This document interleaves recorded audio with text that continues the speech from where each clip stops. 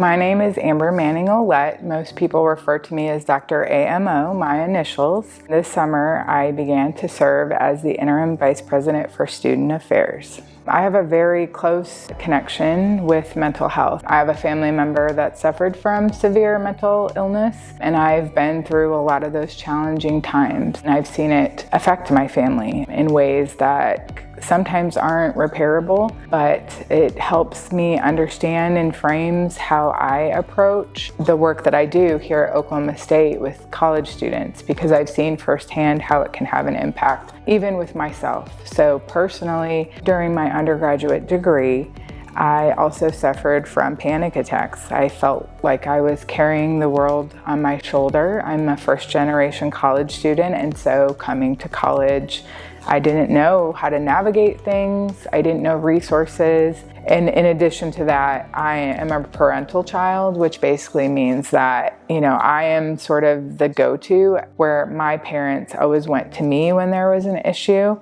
and I was sort of the one that had to figure it out. And so I carried a lot of that weight of I'm in charge. People in my family see me as in charge and someone that is strong. And so a lot of pressure came on me from my family to deal with issues that were happening 6.5 hours away from where I was at. So those were all a lot of pressure to take on, and that began to have an effect on me, which resulted in panic attacks. I sought out services through the Division of Student Affairs at the university I was at and went to counseling, and that really opened a door for me to understand my own body, how I was responding to things. That has been a part of my journey through many, many years. I have learned to manage my own well-being, and part of that is I decided to do yoga, and I've been doing yoga for about 17 years of my life and teaching probably for about 8.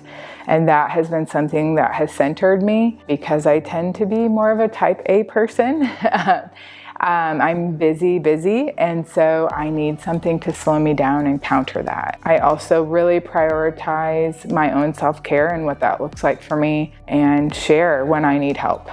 Oklahoma State has done a really good job in the past few years in broadening access and also just marketing that and messaging. I think for students, really it's taking time to really understand what are your priorities when you're here. You want to, do well academically. You want to get involved in an organization. What are those priorities?